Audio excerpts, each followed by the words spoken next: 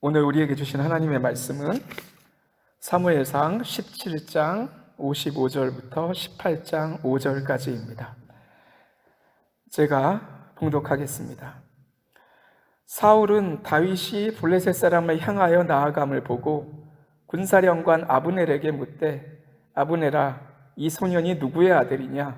아브넬이 이르되, 왕이여, 왕의 사심으로 맹세하옵나니 내가 알지 못하나이다 하매, 왕이 이르되, 너는 이 청년이 누구의 아들인가 물어보라 하였더니, 다윗이 그 블레셋 사람을 죽이고 돌아올 때에 그 블레셋 사람의 머리가 그의 손에 있는 채 아브넬이 그를 사울 앞으로 인도하니, 사울이 그에게 묻되, 소년이여, 누구의 아들이냐 하니, 다윗이 대답하되, 나는 주의 종 베들레헴 사람 이새의 아들이니이다 하니라.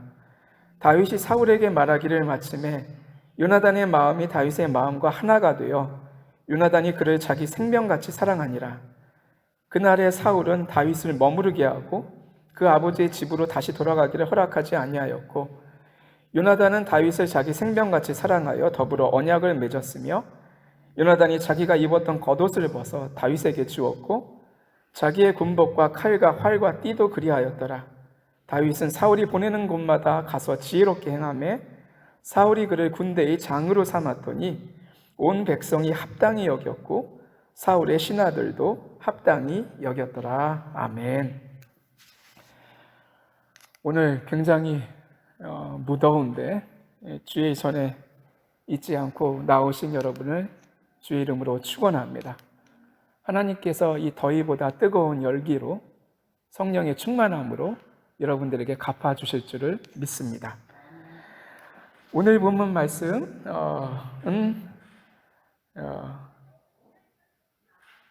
말씀은 이제 다윗의 승전 다음에 있었던 사울과 요나단과 백성들의 반응에 대해서 다루고 있습니다.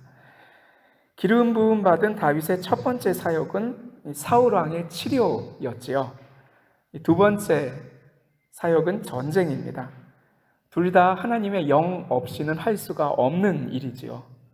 전쟁은 사울이 왕이 된 이유이자 교만과 불안의 원인입니다. 백성들은 전쟁 때문에 왕을 달라고 했고 이기자 사울은 교만해집니다. 후에 승리할 수 없는 싸움이 계속되니까 이제 그는 고통스러워합니다. 당시 블레셋은 이스라엘의 남쪽 유다 지역을 집중적으로 공격했습니다. 싸움이 벌어졌던 엘라 골짜기는 다윗의 고향 베들레헴에서 불과 20km 떨어진 곳입니다. 아엔에서 마스트리트가 40km 떨어져 있죠. 율리는 대략 30km입니다. 그러니 굉장히 가까운 데까지 들어와 있기 때문에 지면 베들레헴은 바로 적의 지배하에 들어가게 되어 있었습니다. 이곳에서 블레셋은 이른바 싸움을 도두는 자, 즉 단독 전사를 내보냅니다. 단독 전사라는 군대를 대표해서 제일 싸움을 잘하는 군인을 뜻합니다. 이를 가리키던 말이 있었는데요. 오늘날 아주 많은 사람들이 이야기합니다. 우리는 이를 흔히 챔피언이라고 부릅니다. 근동의 전쟁은 종종 단독 전사, 즉 챔피언 두 사람이 나와서 싸워서 끝내기도 했습니다. 물론 많은 경우에는 그렇게 하지 않았습니다. 블레셋의 대표 전사인 챔피언 골리앗은 오늘날 그리스의 에게해에서 온 이름을 가지고 있습니다. 그 뜻이 라이프 벡터, 경호원으로 알려져 있지요.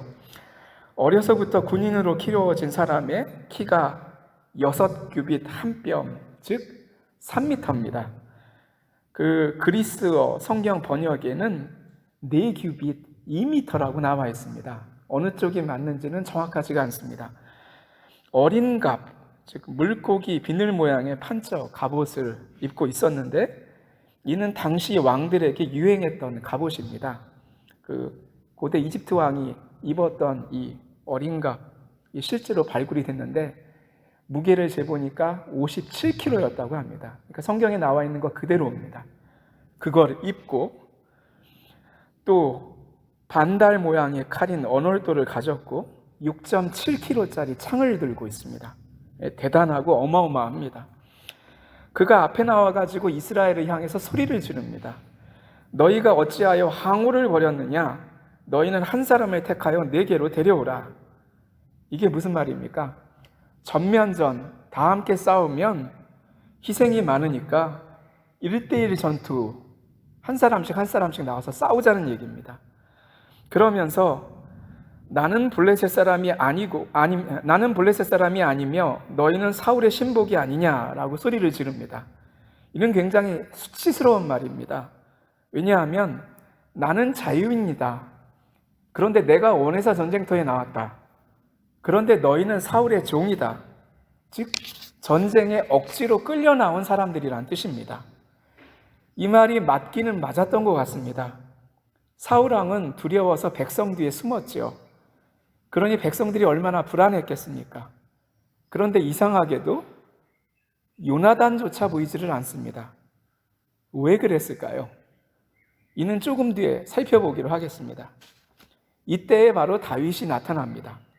그는 아버지의 명령에 따라서 아침 일찍부터 집에서 전쟁터까지 약 20km의 거리를 볶은 곡식 한 에바, 이게 23리터입니다. 그러니까 1.5리터짜리 PT병으로, 우리가 마시는 PT병으로 15병입니다. 거기에다가 빵 10덩어리에다가 치즈 10덩어리까지 들고는 거의 달려서 배달을 왔던 것 같습니다. 이 어린 나이에 굉장히 고생이 많은데 아버지는 그가 순종을 잘하고 할 수 있다고 생각했기 때문에 어린데도 시켰던 것 같습니다. 이 엘라 골짜기, 그가 도착한 엘라 골짜기를 연구하는 분들에 따르면 이곳은 원래 삼손이 활동하던 지역입니다. 이전에는 이스라엘이 힘센 사사 삼손을 통해서 거기서 승리를 했었다면 이제는 거인 골리앗을 통해서 블레셋 사람들이 우리가 여기서 이긴다고 말하는 거죠. 그런데 이를 막았던 하나님의 대안이 소년 다윗입니다. 그곳에서 골리앗이 욕하는 소리를 들었던 다윗이 그렇게 말합니다. 저 블레셋 사람을 죽이고 이스라엘이 받는 치욕을 씻어내는 사람에게는 어떻게 해준다고요? 저 할례도 받지 않은 블레셋 녀석이 무엇이기에 살아계시는 하나님을 섬기는 군인들을 이렇게 모욕하는 겁니까? 이 본문이 되게 재밌습니다. 다윗은 이방인이 하나님을 욕하는 것 때문에도 화가 났지만 이기면 왕이 베푼다는 3가지 선물에도 유혹을 같이 받았습니다. 예수님께서 받으셨던 유혹이 몇 가지죠? 3가지죠. 첫 번째, 오늘 본문에서는 재물, 2번째 왕의 딸. 그러나 사울은 주지 않았습니다. 그리고 3번째, 그 아버지의 집을 이스라엘 중에서 세금을 면제하게 하시리라. 세금이 무거웠다는 얘기입니다. 이는 또한 그 집안에 속한 사람들, 즉 종들과 일꾼까지 다 포함하는 말인데요. 단순히 세금이나 강제 노동만 면하게 해주는 게 아니라 나라로부터 땅을 받게 해주겠다는 뜻도 포함되어 있는 것으로 알려져 있습니다. 하나님의 이름 때문에 분노했던 일에는 다윗이 주의 상급을 받는데요. 사울의 상급에 유혹되었던 일에 대해서는 다윗이 굉장히 큰 어려움을 겪게 됩니다. 이 내용이 주일날 나옵니다.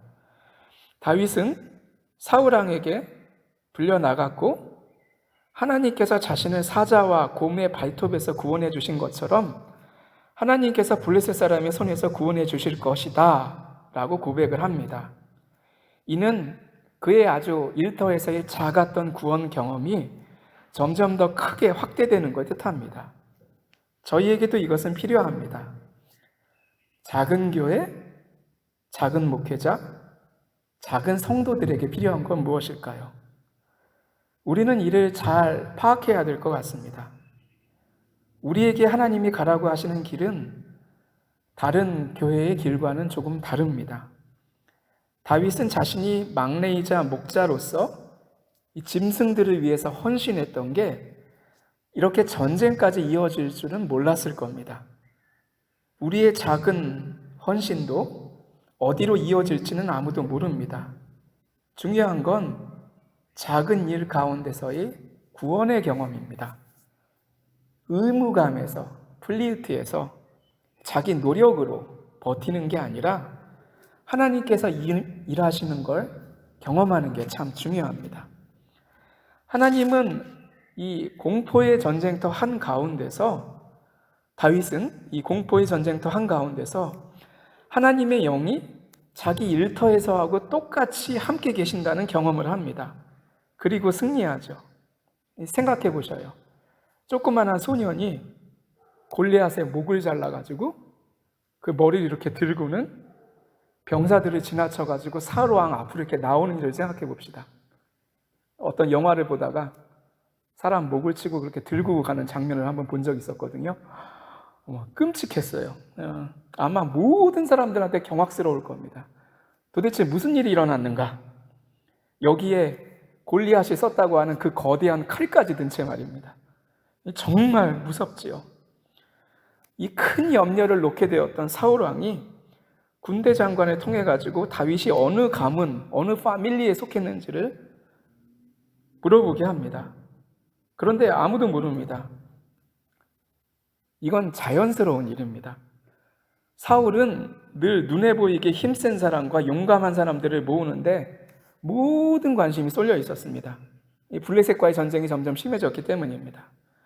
다윗이 왕의 치료를 위해서 자기 집과 궁전을 오가기는 했지만 사울 왕이나 군대 장관이 이렇게 관심을 주로 가지고 있는 대상이 아닙니다.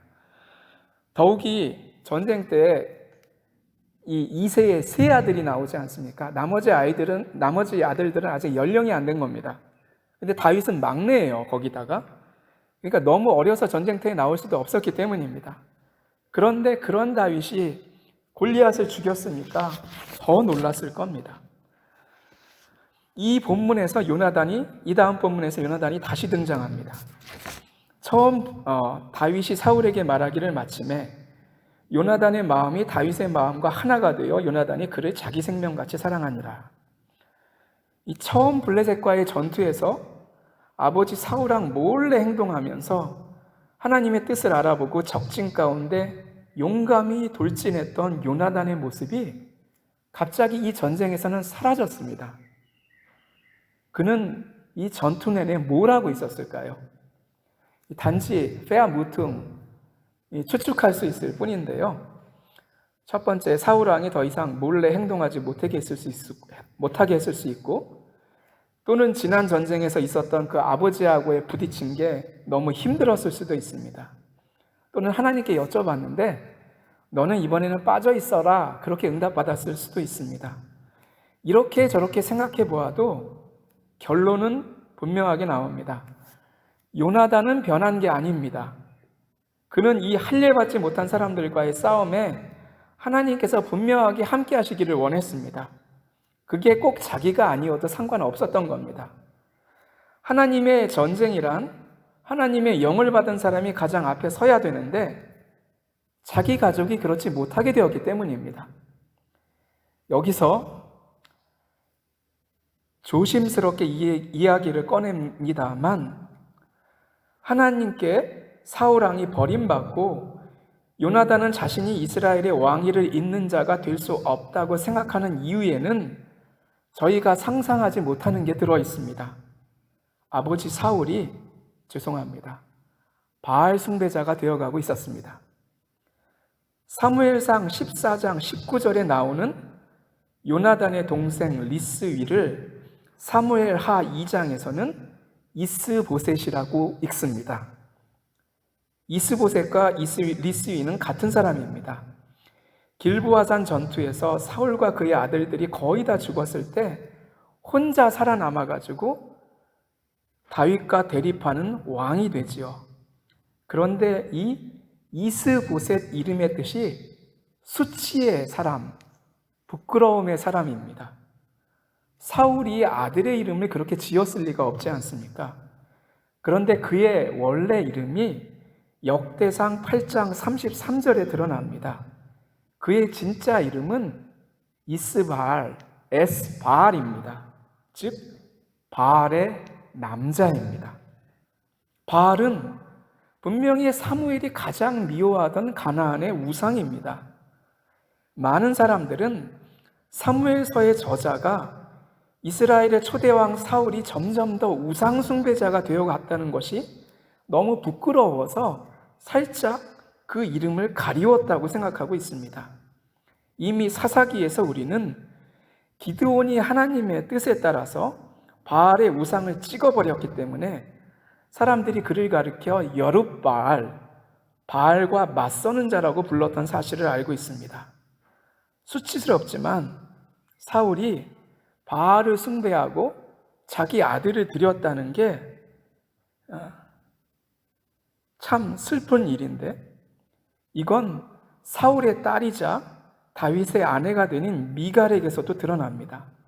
그녀도 우상 숭배자였습니다. 도대체 어떻게 하나님이 세우신 사울의 집안에 이런 일이 일어났을까요? 사울은 왕자를 지키기 위해서 양다리를 걸쳤습니다. 하나님을 믿는 백성들을 위해서는 그 땅에 신접한 자들을, 무당들을 쫓아내는 모습을 보이지만, 바알을 믿는 백성들을 위해서는 자기도 바알을 믿는다는 것을 보여주기 위해서 아들 중에 하나의 이름을 바알의 남자, 바알 숭배자로 만드는 거죠. 여호와를 믿는 백성들과 바알을 믿는 사람들 사이에 양다리를 걸치는 겁니다. 이야기를 다시 돌려서 보면 요나단은 여호와 하나님을 믿는 사람이고 주님의 영을 받은 사람이 이스라엘과 그의 전쟁을 이끌어야 한다는 전통적인 믿음을 가진 사람입니다. 사울 전까지 이스라엘은 사사들이 다스렸고, 사사들은 자기 자녀들에게 왕처럼 사사직을 물려주지 않았습니다. 간혹 그런 사람들이 있어도 망했었고, 기억해 보세요. 바로 직전에 사사 엘리와 사무엘이 다 자녀들을 사사로 세우려고 했지만 실패했습니다. 그런데 자기 아버지 사울은 왕위를 지키기 위해서 우상 숭배자가 되어가고 있습니다. 이런 상황에서 다른 나라의 왕자들처럼 왕위를 이어받아 가지고 전쟁을 끌고 간다는 것은 요나단에게는 가능하지 않은 일로 느껴진 겁니다. 여호와의 사사 사무엘이 하나님께서 아버지 사울을 포기했다고 선언하셨을 때에 이미 끝난 겁니다. 다른 하나님의 영을 받은 사람이 나타난다면 그가 하는 게 맞는 겁니다. 그것이 이 변해가는 아버지와 자기 가정이 살 수 있는 유일한 후포는 희망인 겁니다. 요나단은 이미 그것을 마음에 받아들이고 있었습니다. 이를 증명하는 구절이 오늘 본문 3절과 4절입니다. 3절, 요나단은 다윗을 자기 생명같이 사랑하여 더불어 언약을 맺었으며 약속을 했다는 거죠. 그는 전쟁터에 나아가서 하나님의 영으로 싸울 수 있는 사람을 찾았으니까 행복했을 겁니다. 이제 이 끝나지도 않을 전쟁을, 이길 수 없는 전쟁을 이끌어서 마지막을 볼 수 있게 되었기 때문입니다. 그래서 다윗과 언약을 합니다. 어떤 약속을 한 걸까요? 우리는 이를 4절에서 볼 수가 있습니다. 요나단이 자기가 입었던 겉옷을 벗어서 다윗에게 주었고 자기의 군복과 칼과 활과 띠도 그리하였더라. 이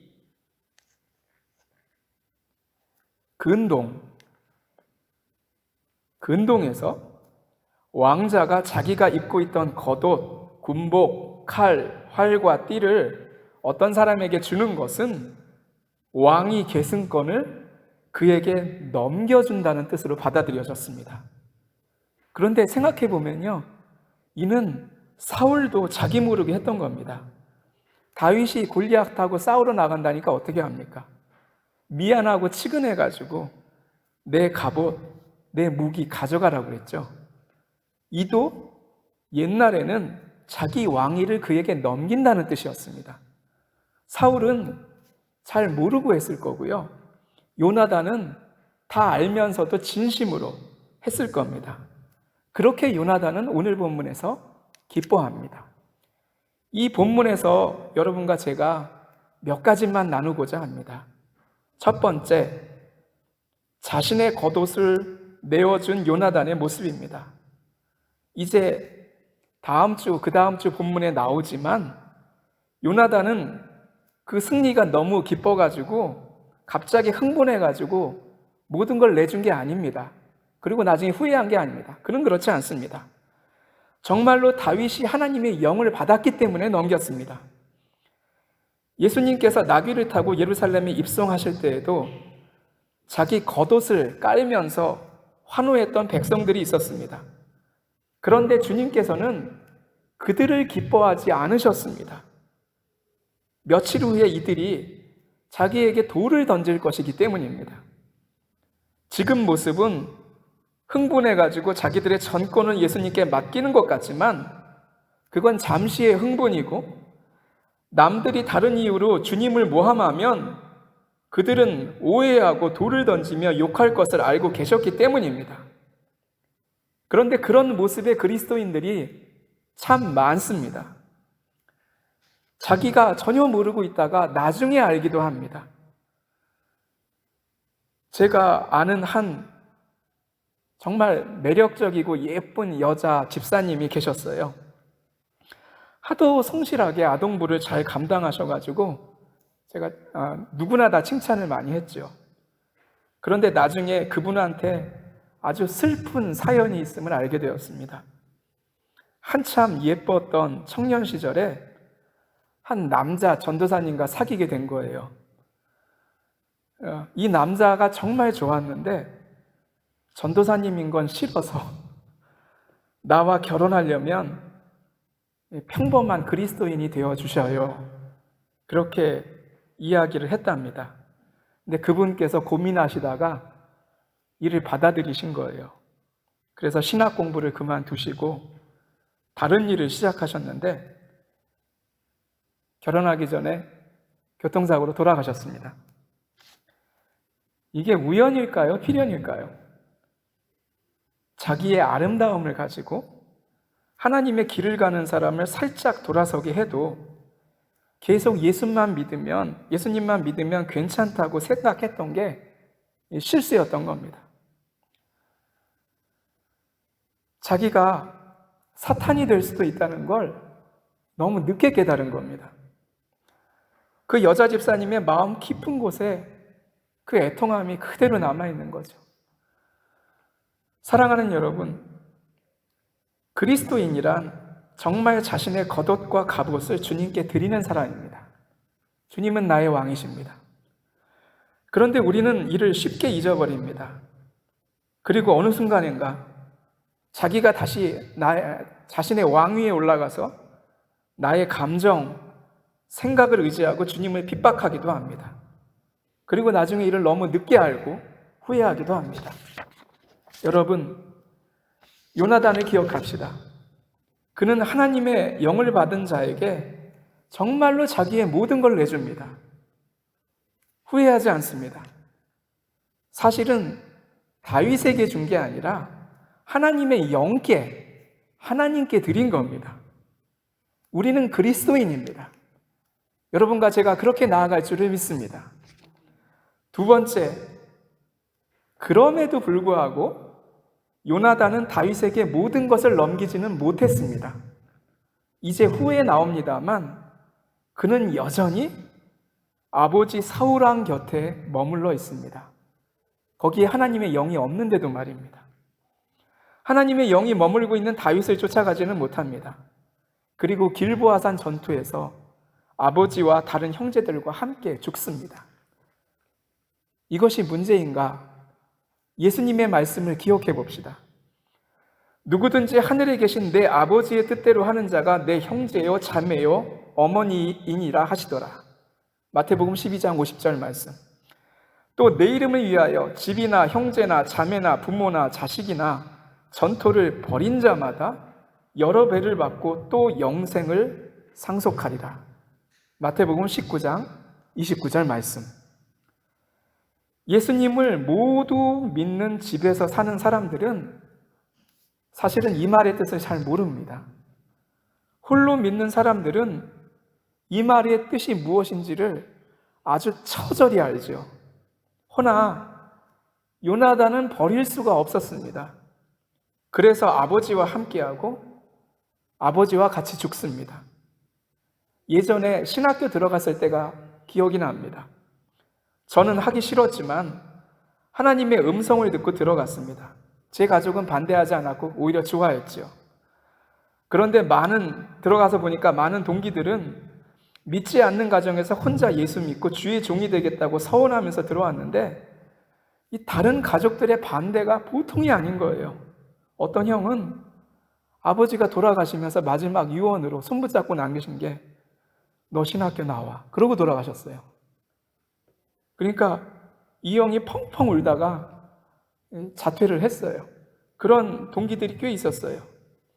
반면에 그렇게 막 가족들이 반대하는데 끝까지 가는 친구들도 있었습니다. 그러한 일들이 처음에는 뭘 뜻하는지가 제가 몰랐어요. 그런데 나중에 말씀 묵상하다가 느끼게 되었습니다. 여호와의 영이 이끄시는 길은 원래 많은 사람들이 가는 길이 아닙니다. 혼자 가는 길입니다. 때로는 하나님의 영이 없는 사람들과는 정반대의 길을 가야 합니다. 그래서 가족과 다른 길을 가야 할 때도 있습니다. 그렇게 부르시는 이유는 육으로는 다른 사람들 보기에 죽은 자가 될 수 있겠지만 영으로는 산 자가 되기 위함입니다. 그런데 요나단은 그 길을, 즉 다윗과 함께 있는 하나님의 영을 쫓아가는 길을 가지는 못했습니다. 사랑하는 여러분, 설교를 마무리하고자 합니다. 그리스도인이 가는 길이 원래 그렇습니다. 자기 자신의 내면에서 올라오는 목소리도 구별해가지고 확 끊어야 되고요. 믿지 않는 가족의 간절한 호소 대신에 주님의 뜻을 듣고 쫓아가야 할 때가 있는가 하면 다른 그리스도인들의 이 숨은 유혹도 구별하고 뿌리쳐야 할 때가 있는 겁니다. 다윗은 아주 이를 처절하게 듣도록 훈련을 받았습니다. 어제는 작은 승리, 오늘은 놀라운 대승리, 그러나 내일은 도망자, 모레는 현상 수배자. 뭐가 기억나세요? 요셉의 7년 풍년, 7년 흉년. 이 다윗의 곁에는 아무도 머물 수가 없을 정도였습니다. 요나단은 그 상황에서 세례 요한처럼 오실 그이, 즉 하나님의 기름 부음 받은 자가 다윗임을 알고 그에게 모든 것을 넘깁니다. 그러나 세례 요한 자신이 예수 그리스도를 쫓아가지는 못했던 것처럼 요나단은 궁전에 자기 아버지 사울왕과 함께 머뭅니다. 궁전이 편안해서 그랬을 수도 있고요. 미쳐가는 아버지를 장남이 어떻게 할 수 없었기 때문일 수도 있겠지요. 자신이 다윗에게 해줄 수 있는 건 다 해주었기 때문에 자기 임무를 마쳤다고 생각했었을 수도 있습니다. 그러나 우리에게 중요한 것은 우리 자신의 구원입니다. 그것은 구원의 개인주의가 아닙니다. 나만 구원받으면 된다는 뜻이 아닙니다.